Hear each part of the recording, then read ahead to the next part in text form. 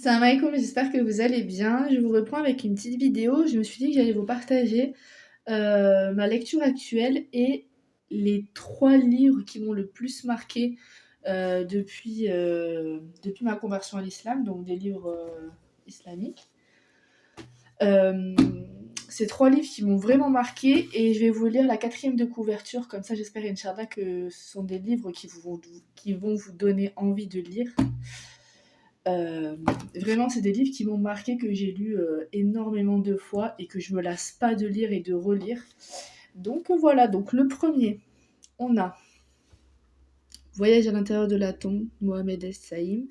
En fait, celui-là, subhanallah, c'est ma belle-sœur qui l'avait ramené. En fait, elle était partie à la Mektaba et je lui avais dit, est-ce que tu peux me le prêter? Moi, j'aime bien shipper à droite à gauche. Dès que je peux shipper à droite à gauche des livres, je le fais. Et en fait, c'était un petit livre comme ça et il payait pas de mine. Et moi, c'est vrai que tout ce qui est les châtiments de la tombe, la mort et tout ça, c'est quand même des sujets qui m'intéressent et sur lesquels je pense qu'il faut se pencher pour améliorer sa foi et l'augmenter. Et Maison d'Edmour, j'avais lu pas mal de leurs livres et j'avais bien aimé, donc je me suis dit pourquoi pas. Et quand je l'ai lu, en fait, elle me l'a donné au final.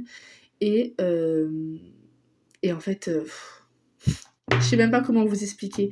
Je sais même pas comment vous expliquer ce livre. Franchement, je sais pas comment vous expliquer. Je vais vous lire la quatrième de couverture, mais c'est un livre que je lis, que je relis, que je re-relis, que je re-relis, et je peux pas m'en passer en fait.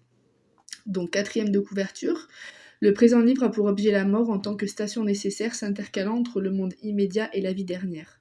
Une fois que l'homme quitte ce monde, il est transporté dans le monde de l'intervalle, Balzah, où les morts sont retenus dans l'attente de l'avènement du jour de la résurrection. La vie de l'homme dans la tombe participe de cette halte et son état, bonheur, souffrance, châtiment, est la résultante du mode de vie qu'il s'est choisi ici-bas et de la voie sur laquelle il s'était établi en toute liberté et sans que quelque déterminisme que ce soit ne l'y place. L'être humain, à l'instar des génies et à la différence de toutes les autres créatures jouissant du libre arbitre. Il faut que vous le lisiez. Franchement, c'est un petit livre. Même pour ceux et celles qui n'ont pas l'habitude de lire, il fait quoi, 150 pages à tout casser. Lisez-le. Lisez-le, lisez-le. Lisez-le. Je sais pas comment vous le dire autrement. Lisez-le, lisez-le.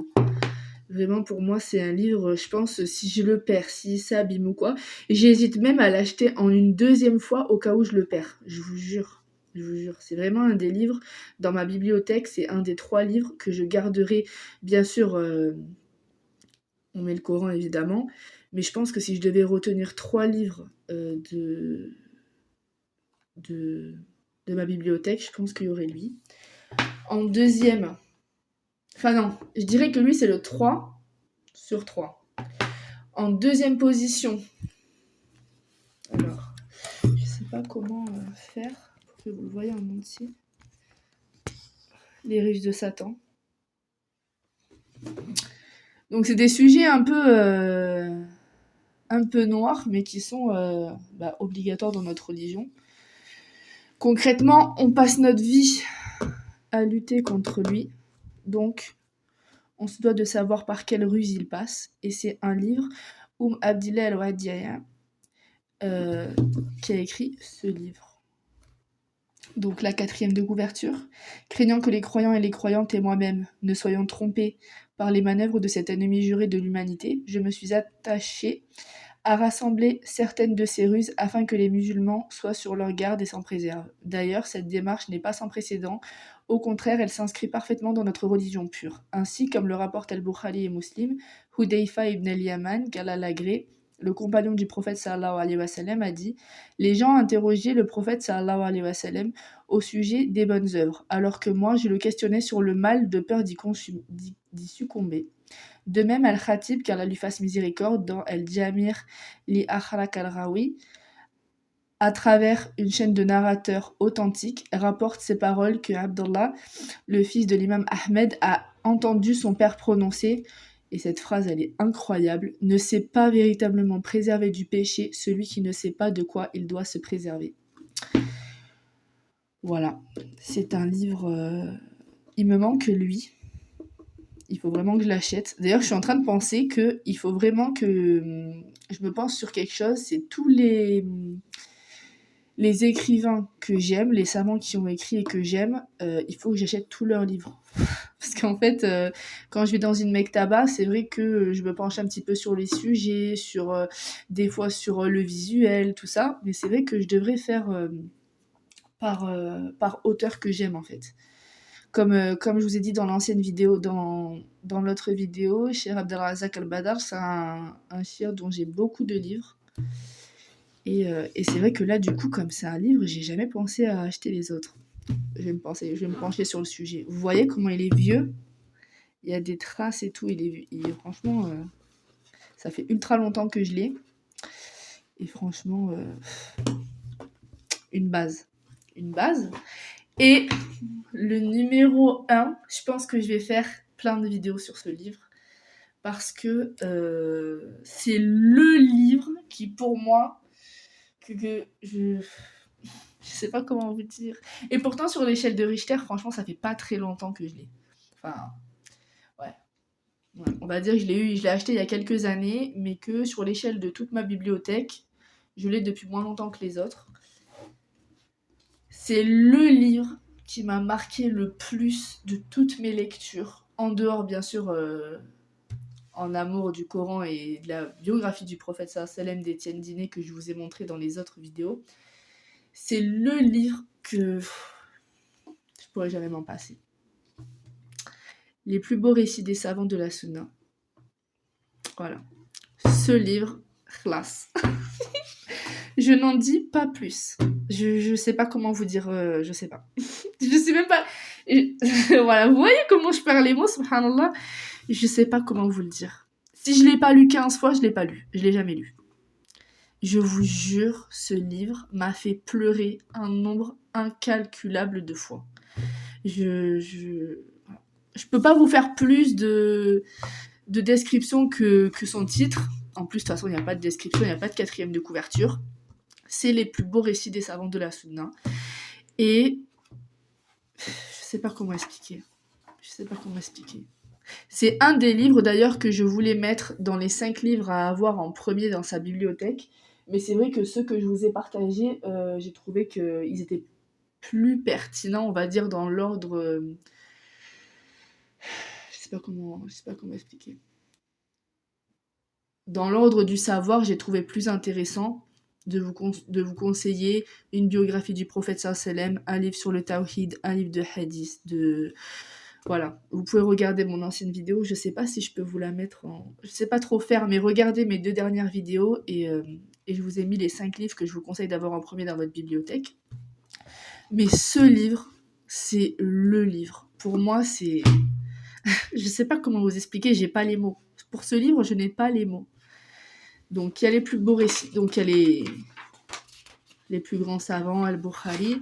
Si vous voulez que je vous lise une histoire, que vous n'avez pas ce livre, et que vous voulez que je vous lise une des histoires en livre audio, on va dire, pour si vous êtes sur la route ou n'importe, dites-moi lequel vous voulez en commentaire, et je vous le lirai, Inch'Allah. Et si j'ai pas de commentaire, je pense que je choisirai un des savants, et je vous lirai parce que il est tellement bien fait, en fait. C'est les épisodes de vie des savants les plus marquants et les plus fous, en fait. Subhanallah, c'est vraiment... Subhanallah, je sais pas comment vous expliquer.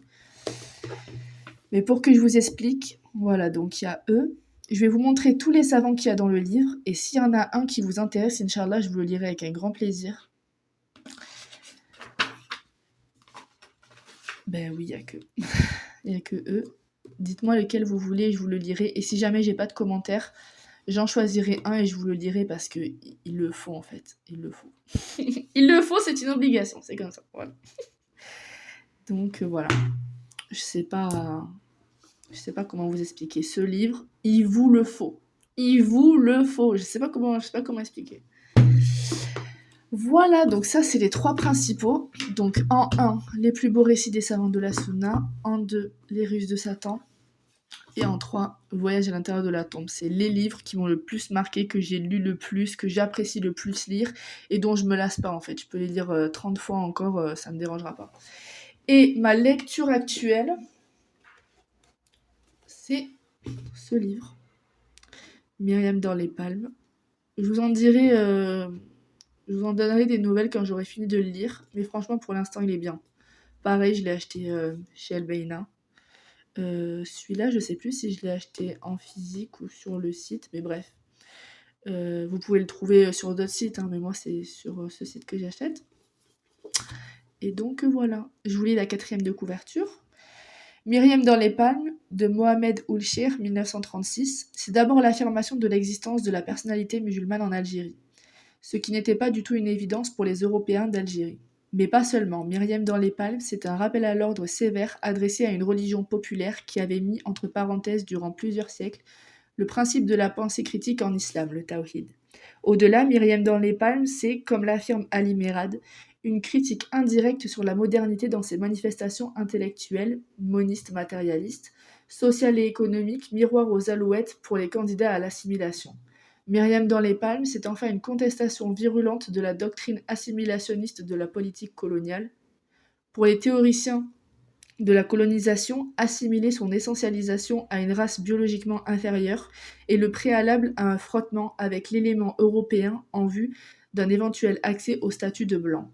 Myriam dans les palmes, c'est La nuit coloniale de Khadija Debussy, l'héroïne, franchira le pas. Non, Myriam dans les palmes, c'est La nuit coloniale. Khadija Debussy, l'héroïne, franchira le pas et s'engagera dans un processus assimilationniste qu'elle regrettera amèrement.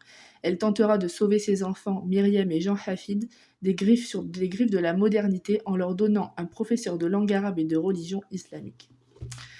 Donc voilà. C'est le descriptif parfait. Franchement, il se lit facilement. Je prends plaisir à le lire. Là, j'en suis à là. Je vous en ferai un. Je pense qu'à chaque fois que mes lectures, à chaque fois que j'aurai une nouvelle lecture, je vous le montrerai, je vous lirai la 4e de couverture et je vous dirai ce que j'en ai pensé.